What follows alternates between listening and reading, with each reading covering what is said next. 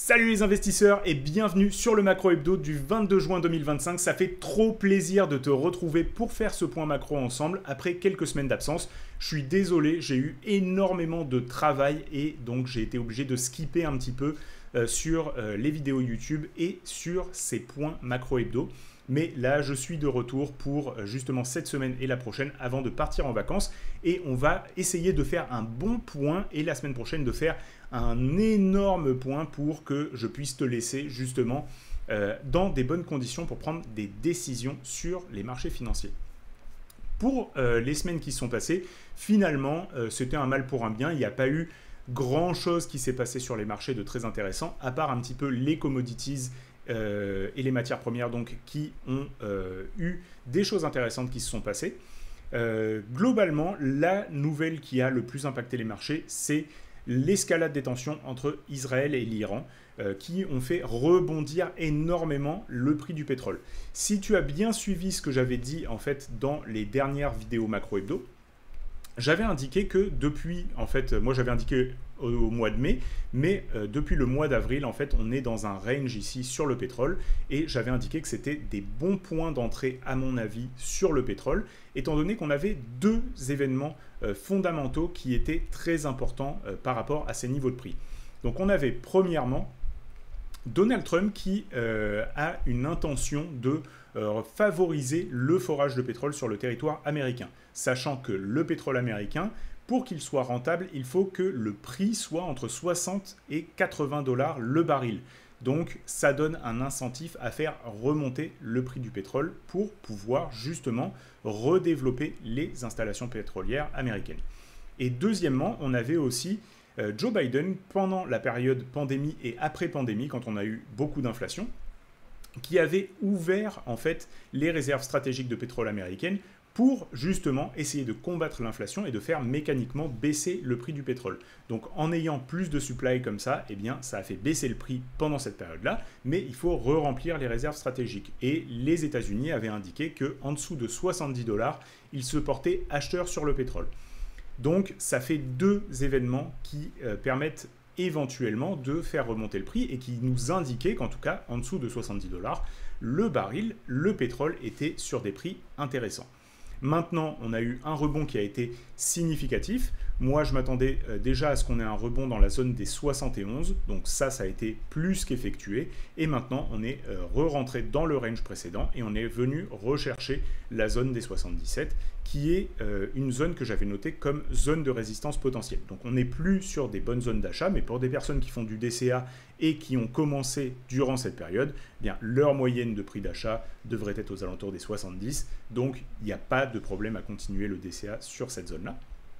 Mais encore une fois, eh bien, il ne fallait pas désespérer pendant qu'on était justement dans le trou ici et qu'on n'avait plus beaucoup de personnes qui s'y intéressaient, mais que finalement, eh bien, on a des événements fondamentaux qui sont venus renforcer cette thèse.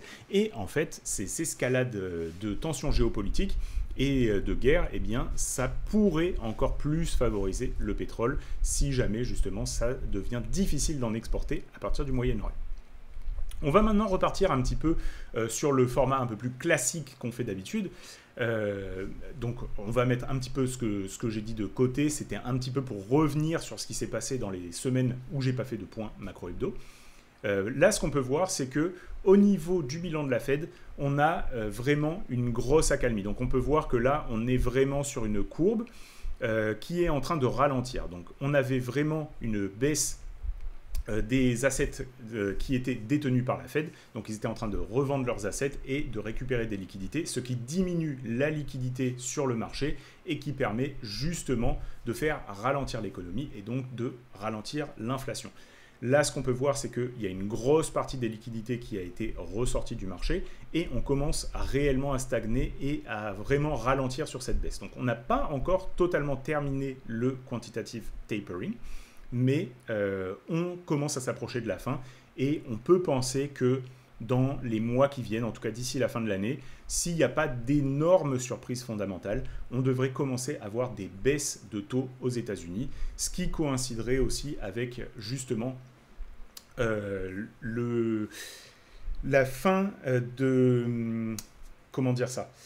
Là, on va avoir des élections législatives pour les États-Unis, et donc on va avoir potentiellement le Sénat et la Chambre des représentants qui vont être remaniés. Et donc si on estime que Powell il est en train de faire un petit peu des manipulations au niveau économique pour favoriser un petit peu le camp démocrate, donc attention, là on met les papiers d'alu sur la tête, c'est totalement un petit peu théorie, complot, etc. Mais c'est des choses qui sont possibles. En vérité, Powell, on sait que il a plutôt des affinités démocrates, mais ce n'est pas le cas de toutes les personnes qui sont justement à la Fed.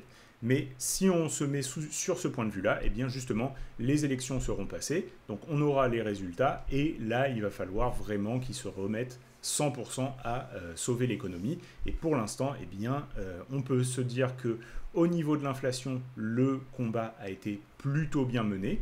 Il y a encore un petit peu de peur d'inflation à cause des tarifs douaniers qui laissent des points d'interrogation là-dessus. Et on a encore des possibilités de justement revoir cette inflation augmenter. Et dans ce cas-là, eh bien, Powell serait obligé de remonter les taux. Donc en gardant les taux relativement élevés pendant un petit peu plus longtemps, il permet de continuer à calmer l'économie et justement d'éviter de devoir relever les taux par la suite.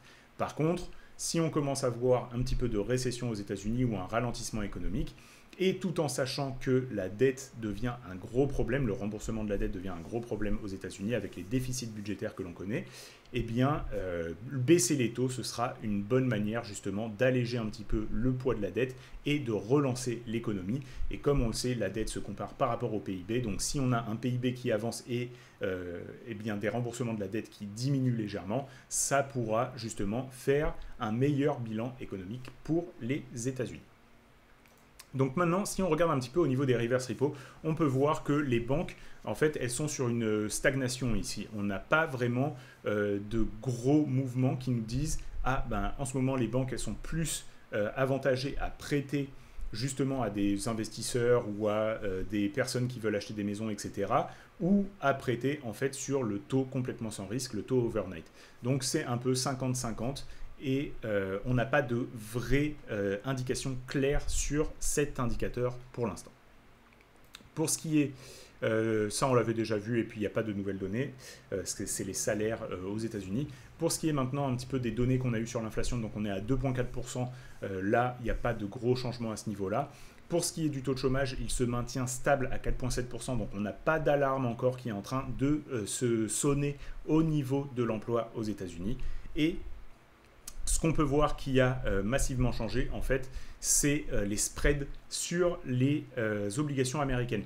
Donc on peut voir qu'en fait, on a une énorme différence maintenant de rendement entre les obligations de court terme et les obligations de long terme, sachant qu'on a une courbe des taux qui est complètement revenue à la normale. Donc ça, c'est une bonne chose pour un retour de l'économie dans le bon sens. Mais par contre, le fait que les taux longs soient restés très élevés pour l'instant, eh bien ça nous indique que il y a de la peur au niveau du fait que les États-Unis puissent rembourser facilement leurs dettes. Et donc le fait que cette politique fiscale aux États-Unis et cette politique budgétaire soit malmenée en ce moment et que finalement les incentives qui avaient été pris, les initiatives pardon, qui avaient été prises au niveau du Doge, etc., se soient terminées dans un gros flop avec le Big Beautiful Bill qui rajoute encore plus de dépenses, etc., eh bien on peut penser que ça ne donne pas du tout confiance pour les personnes qui détiennent de la dette américaine.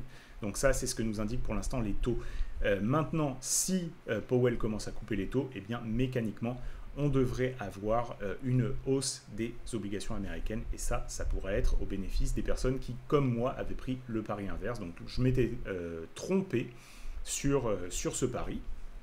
J'avais justement investi d'une part trop tôt, et d'autre part sans prendre connaissance du problème de dette. Donc ça, c'était des erreurs que j'ai fait, que j'ai bien notées pour justement bien mieux vérifier la prochaine fois que je prendrai ces positions.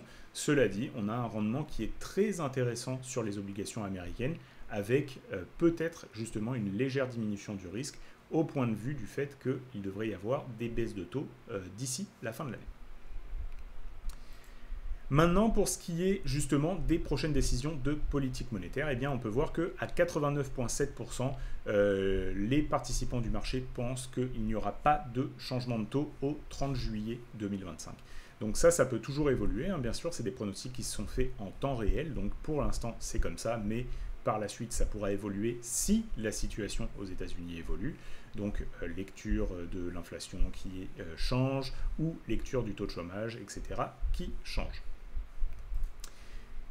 Si on regarde un petit peu maintenant ce qui se passe au niveau du Canada, donc on peut voir qu'au niveau du Canada, le taux de rendement des obligations est en train de baisser et le taux est en train de monter, et on a le prix des obligations qui est en train de baisser, surtout sur le long terme. Pourquoi? Eh bien parce que pour l'instant, on a là aussi de l'incertitude au niveau du Canada par rapport aux tarifs douaniers, en fait, à la guerre tarifaire qu'on est en train de vivre. Mais moi, je pense que les taux sont encore potentiellement amenés à baisser au Canada, puisqu'on peut voir que ici, le taux de chômage, lui, continue d'augmenter. Et en fait, eh bien, on a la Banque centrale qui devra réagir pour justement venir relancer le marché du travail. Et on peut voir justement que l'inflation est tombée à 1,7%. Et donc là, on commence à se diriger vers des zones qui peuvent faire peur à la Banque centrale, puisque si on rentre en déflation, eh bien, ce sera beaucoup plus difficile pour tout le monde de rembourser leurs dettes. Et on sait à quel point les ménages canadiens sont endettés, notamment avec l'immobilier, ce qui peut créer des crises bancaires très très graves. Donc justement, on a beaucoup plus de signaux en fait au niveau du Canada de potentielle récession et de relance économique de la part de la Banque centrale du Canada. Pour ce qui est maintenant des risk-on et risk-off, donc on peut voir qu'au niveau des obligations américaines, on est vraiment sur un bad range. J'avais indiqué que le bad range, c'est toujours des bonnes opportunités de rebond pour du trading de court terme. Par contre, on commence à relativement faire pression sur ce bad range, ce qui ne donne pas beaucoup de confiance. Tant qu'on n'aura pas des signaux clairs de baisse de taux au niveau de la Fed, eh bien, ce sera difficile en fait de venir rebondir fortement sur les obligations de long terme aux États-Unis. Pareil pour le dollar, on peut voir que le dollar est très très faible.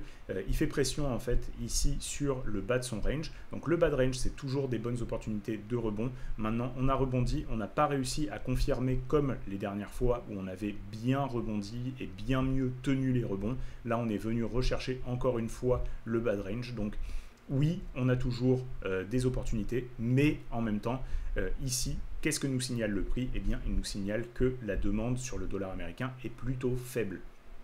Par contre, on a l'or qui monte, donc totalement inversement corrélé au dollar américain.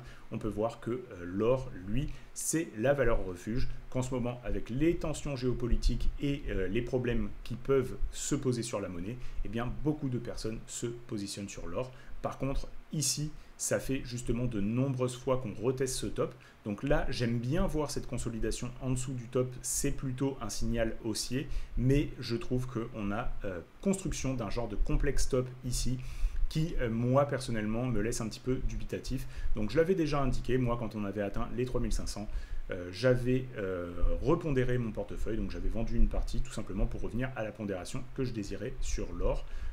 Pour justement encaisser un petit peu les belles plus-values qu'il y avait. Et après, on verra. Pour l'instant, la tendance est très clairement haussière, donc je ne vais pas passer baissier sur l'or, loin de là. Mais par contre, j'indique simplement que pour moi, il y a eu une petite exagération sur la poussée haussière. Pour ce qui est des biens de consommation de base, on peut voir qu'on est dans un range. Là, pareil, on est sur le milieu de range. Donc pour moi, il n'y a pas de grosse opportunité à ce niveau-là. Pour ce qui est du S&P 500, on peut voir que le S&P 500 il est revenu tester les plus hauts. Pour l'instant, ça tient relativement bien, mais on peut voir qu'il y a un ralentissement en fait au niveau de cette poussée haussière. Et pour moi, tant qu'on a les tensions géopolitiques et tout ce qui est en train de se dessiner en fait dans la macro, c'est pas forcément un super moment pour investir.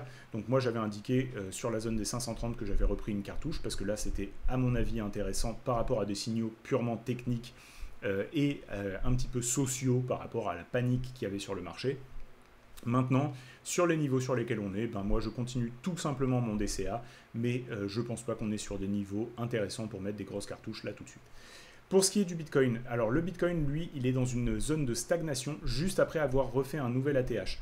Donc cette zone-là, moi je trouve qu'elle commence à faire peur et qu'elle nous donne un petit peu le genre de signal qu'on avait sur le cycle précédent, où on avait juste redépassé l'ATH précédent, ça avait créé un petit peu d'euphorie et on avait de suite eu le marché qui s'était pété la gueule. Là, pour l'instant, ça dure un petit peu plus que ce qu'on avait eu sur le cycle précédent, sachant que là, on ne voit pas le prix en direct, puisqu'on a le prix de la clôture de vendredi, mais là, en direct, on est repassé sous les 100 000 $. Donc, si le prix se maintient sous les 100 000 $, attention, ce sera vraiment un signal négatif, mais moi, je pense que ça peut faire un petit peu paniquer là pendant le week-end et que ça peut très très bien rebondir lundi avec un rebond qui pourrait être assez fort justement parce que les institutionnels ils vont pas se laisser couper l'herbe sous le pied par des petits particuliers qui ont décidé de dumper là tout de suite. Sachant que sur le Bitcoin, ça fait un petit moment que j'ai pas fait de point macro crypto, mais si je mets rapidement les graphiques ici, on peut voir qu'il n'y a pas eu de gros dépôts en fait de la part des personnes qui détiennent du Bitcoin physique sur les exchanges. Donc, pas vraiment de grosse pression baissière. Donc, la seule pression baissière qu'il pourrait y avoir, ce serait soit de l'OTC qu'on ne verrait pas ici sur les exchanges, mais il faudrait quand même déposer les bitcoins. Donc, théoriquement, on verrait quand même les bitcoins être déposés, même si on ne verrait pas les transactions. Et l'autre chose qui pourrait se passer, ce serait des bitcoins qui seraient détenus par les ETF, qui devraient être vendus. Pour ce qui est du MVRV, on n'est pas vraiment sur des zones d'exagération. Et pour ce qui est du SOPR, on peut voir que pour l'instant, on est toujours dans le profit. Donc, on n'a pas vraiment de personnes qui sont en train d'encaisser des pertes en ce moment. Donc voilà pour le mini point sur le Bitcoin, histoire de clarifier un petit peu tout ça. Pour ce qui est des biens de consommation discrétionnaire, on peut voir que ça stagne pour l'instant. Pareil, en fait, moi je trouve que ça ressemble vraiment au S&P en plus faible, donc aucun avantage en fait à se positionner sur cet actif. Autant trader le S&P si c'est ce qu'on a envie de faire. Le pétrole, on en a parlé au début, donc très très fort rebond. À mon avis, on n'est pas sur des points d'entrée qui sont optimaux. Maintenant, peut-être un retest justement de cette zone de support serait un bon point d'entrée pour continuer une hausse sur le pétrole. Et surtout si on voit qu'au niveau des tensions entre l'Iran et Israël, ça ne se calme pas. Alors là, ce sera vraiment très avantageux de venir réinvestir sur le pétrole. Les commodities, ça suit exactement le pétrole en légèrement moins volatile, je dirais. Bien sûr, parce que c'est un panier diversifié de commodities, donc il y a le pétrole plus d'autres choses dedans. Donc à mon avis, autant prendre le meilleur proxy et aller sur le pétrole directement. Pour ce qui est maintenant un petit peu des indices boursiers, on va se mettre ça en plus grand et on va regarder tout de suite en weekly. Donc en weekly, on peut voir que c'est en stagnation en fait depuis à peu près 3 semaines. On a les bandes de Bollinger qui sont à plat et pour moi en fait ce qu'on aimerait voir ce serait des bandes de Bollinger qui viennent se consolider autour du prix pour nous donner un petit peu justement la possibilité de ralentir le marché et de pouvoir reconstruire une hausse beaucoup plus stable. Je considère qu'il est tout à fait logique de revenir chercher la zone des 573, voire de revenir tester ce support avec cette VWAP ancrée qu'on a vu ces derniers temps. Et tant qu'on n'avait pas en fait de signaux sur le Z-score ou sur le market Brest, pour moi, de toute façon, il n'y a pas de signal de cartouche. Donc ici, on a VWAP ancré du dernier mouvement baissier. Donc ça, ce sera la moyenne de prix d'achat en fait à 563 de toutes les personnes qui ont DCA depuis cette baisse de marché. Et ensuite, on a cette moyenne de long terme depuis octobre 2023 à 532. Donc c'était là où moi je me suis positionné et où je pense qu'il y avait un avantage significatif. Donc voilà, pour moi, c'est les zones à surveiller. Et ensuite, on a des VWAP ancrés de plus long terme qui sont ici pour les personnes qui seraient beaucoup plus patientes pour re-rentrer. Mais de toute façon, pour moi, ça se passe sur des signaux techniques et des signaux sociaux. Donc, on peut voir que même en daily, eh bien, on a vraiment ce ralentissement avec justement une contraction des bandes de Bollinger. Donc là, pour l'instant, la contraction, elle est bien effective en daily. On est en train de retester un petit peu cette MA20. À mon avis, on a des bonnes chances de passer en dessous et de retester la bande de Bollinger basse. On peut voir que on est loin d'avoir des exagérations, ou que ce soit baissière ou haussière sur le MVRV ou sur le... pardon, pas sur le MVRV, sur le Z-Score ou sur le Market Brest. Donc, pour l'instant, pas grand-chose à dire de plus sur le S&P. Pour ce qui est du Nasdaq, En weekly, eh bien, ça ressemble beaucoup au S&P avec un rejet qui est plus prononcé en fait sur les 2 dernières semaines. Donc là, c'est quand même à noter avec des volumes qui sont aussi relativement décroissants. Pareil, pas de gros signaux. On a vraiment cette zone des 490 qui sera à surveiller si elle est retestée. En daily, pareil, toujours pas de signal et on a vraiment une grosse stagnation, un gros range avec des bandes de Bollinger qui sont en train de se contracter autour du prix. Pour ce qui est du Dow Jones maintenant, on peut regarder ça rapidement en weekly. Donc ça ressemble vraiment en fait aux autres indices. On peut quand même considérer que ici les volumes sont un petit peu plus élevés que sur le Nasdaq et que les bandes de Bollinger sont déjà en train de bien rentrer en contraction comparé au Nasdaq et au S&P qui sont plutôt à plat. Donc ici on a une grosse perte de momentum et une grosse perte justement de volatilité sur cet indice. Donc ça va être intéressant à suivre. Et on peut voir que ce soit en daily ou en weekly, on n'a pas de gros signaux sur le Z-Score, donc rien à faire pour l'instant à mon avis. Et sur le Russell, on peut voir que ici, eh bien, la tendance haussière est un petit peu plus conservée, puisque la semaine dernière, on était encore à la hausse, même si la bougie a clôturé ici un petit peu plus bas que la bougie précédente. On a eu quand même de la poussée haussière sur cet indice qui n'avait pas été le cas sur les autres. En même temps, le rebond avait été plus faible et on a des bandes de Bollinger qui sont en train de rentrer en contraction, mais avec une bande de Bollinger haute qui est vraiment très baissière. Donc là, pour l'instant, cet indice, il est plus faible que les autres, on va dire, au niveau de ces rebonds, mais par contre, il tient mieux en fait sa zone de support ou de résistance, selon comment on veut la voir. Là, en ce moment, c'est plutôt une zone de résistance, mais par le passé, c'était notre zone de support qu'on avait envie de voir aux alentours des 210. On avait eu un gros signal ici. Là, pour l'instant, pas de nouveaux signaux sur le weekly. Et sur le daily, on peut voir qu'on avait eu un début d'exagération. Là, pour l'instant, on est sur une belle consolidation. Moi, je trouve que c'est une consolidation sous résistance qui est plutôt jolie, avec des bandes de Bollinger qui sont en train vraiment de se resserrer autour du prix et un prix qui tient très bien la MA20.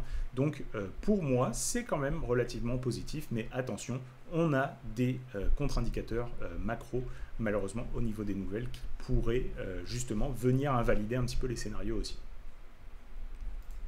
Si on regarde maintenant le market breadth, on peut voir qu'on est de retour sur la zone des 50 sur le breadth de court terme. Donc ici, sur le S&P 500, on a la moitié des stocks qui sont en dessous de leur MA20 et la moitié des stocks qui sont au-dessus de leur MA20. Donc pas vraiment de direction claire. Par contre, on était allé chercher une zone d'exagération sur le moyen terme avec quasiment tous les stocks qui sont au-dessus de leur MA50. Donc là, on a petit ralentissement ici parce que le rebond avait été très très fort. Ça n'a pas pris très longtemps, à peine quelques semaines pour vraiment revenir en exagération haussière alors qu'on était en exagération baissière. Et sur le moyen long terme, on peut voir qu'en fait on est en train d'osciller sur la zone des 50. Donc pareil, pas de position très claire. Par contre, sur le put to call ratio, on peut voir que beaucoup de personnes sont en train justement de prendre des calls. Donc ça veut dire qu'il y a plutôt en fait un sentiment haussier sur le marché pour l'instant de la part des investisseurs un peu plus aguerris qui tradent sur les options. Pour ce qui est maintenant des secteurs, donc on peut voir que c'est le secteur de l'industrie et des utilities qui est toujours en tête avec le secteur des communications. Donc là, ce que ça nous indique, c'est qu'on est vraiment très défensif aux États-Unis. On n'est pas du tout en train de parier sur la tech à fond, même si la tech, elle a quand même très bien rebondi, sachant qu'au début de l'année, au mois d'avril, on était à moins 22% de performance sur l'année et qu'on est revenu à plus 3,69%. Donc le rebond a été significatif. Là, sur l'énergie, on a un très beau rebond qui est en cours et la santé et les biens de consommation discrétionnaire, c'est vraiment le bas du panier. Donc pour moi, ce qu'on peut voir, c'est que pour l'instant, c'est plutôt défensif sur les portefeuilles aux États-Unis. Pour ce qui est des différentes monnaies, eh bien, le dollar américain est en train d'essayer de faire un rebond contre certaines monnaies, donc par exemple contre le yen et contre la livre sterling. Par contre, on peut voir que contre le franc suisse, l'euro et le réal brésilien, c'est vraiment mauvais cette année avec moins 10% de performance pour le dollar américain. Contre le CAD et le dollar australien, ça peut rester à peu près OK avec une variation de 5% depuis le début de l'année et ça reste très stable par rapport au yuan avec moins 2% de performance. Ça, ce sera pour la semaine prochaine. Et pour ce qui est des marchés boursiers, on peut voir que le marché de Hong Kong, en fait, reste le meilleur marché cette année, même si moi, j'avais indiqué quand on était dans cette zone-là que c'était un bon moment pour commencer à prendre des petits profits.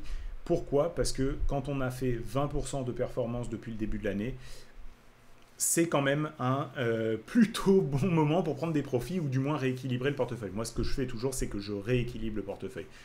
Donc, quand je trade, je prends les profits.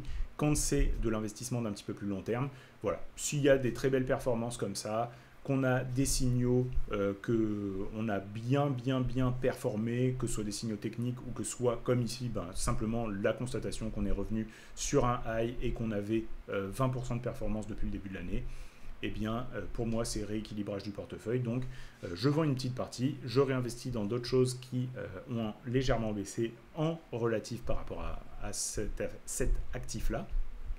Et ça permet comme ça d'encaisser une petite partie de profit tout en restant investi là-dedans, puisque, a priori, pour l'instant, la tendance reste fortement haussière. On a aussi le marché brésilien qui est plutôt intéressant, même si pour l'instant, il est plus en stagnation que le marché hongkongais. Et après, les autres marchés sont plutôt OK. Par exemple, le marché du UK est quand même assez performant, plus performant en tous les cas que la moyenne mondiale. Et on a l'Europe qui était bien montée, mais qui commence à bien se péter la gueule au niveau du marché boursier. Donc, somme toute, pour moi, j'ai quand même fait le bon pari ici de parier sur la Chine et sur le marché de Hong Kong, qui était très dévalorisé et qui, justement, nous offrait des beaux avantages à l'achat. Maintenant, pour ce qui va être des nouvelles économiques de cette semaine, on aura le PMI pour les manufactures et les services. Donc ça, ce sera intéressant à regarder. Ça va nous permettre de voir un petit peu la santé économique des différents secteurs, qui est prévu à une stagnation sur la manufacture, mais à une légère augmentation sur les services. Ensuite, on va avoir les ventes de maisons existantes. Donc ça, elles sont prévues légèrement à la baisse, ce qui veut dire qu'on a moins de personnes qui sont enclines à dépenser pour acheter des maisons. Et on peut le comprendre avec des taux qui sont très élevés quand même aux États-Unis. Ensuite, on aura le taux d'inflation au Canada qui est prévu de baisser à 1,5%. Donc là, aggravation en fait de la déflation au Canada. Et donc possible que la Banque centrale du Canada doive réagir.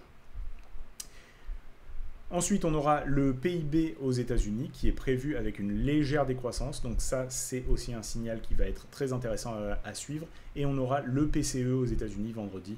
Donc ça, c'est très important parce que c'est la mesure d'inflation qui est préférée par la Fed pour prendre des décisions. Donc ça, ce sera important à regarder. Voilà, pour ce qui est des nouvelles au Canada, on a pu le voir, ça va être l'inflation que l'on va avoir mardi, et puis justement le CPI, donc l'inflation toujours, des nouvelles sur l'inflation, qui vont être importantes à regarder. Et on aura aussi les ventes en gros qui vont arriver, ainsi qu'une enchère pour les obligations à 2 ans qui sont prévues avec un taux de 2,7%. Et on aura le PIB qui va être release vendredi. Donc voilà, là aussi, si on voit qu'on est en décroissance sur le PIB, ça peut commencer à faire un petit peu plus d'inquiétude encore au Canada. Ça fait pas mal le tour de ce que j'avais envie de voir avec toi aujourd'hui pour ce tour de la macro, justement, qu'on n'avait pas fait depuis un petit moment. J'espère que ça t'a plu. N'hésite pas à poser des questions si tu veux sur le Discord. C'est vraiment là où on peut échanger ensemble. Donc si tu as quelques questions que ce soit, n'hésite pas, je suis là pour y répondre ou pour y réfléchir ensemble justement, pour faire des recherches. Et c'est toujours super intéressant de partager sur ce sujet. Et on se revoit la semaine prochaine pour le prochain point Macro Hebdo. Allez, bye!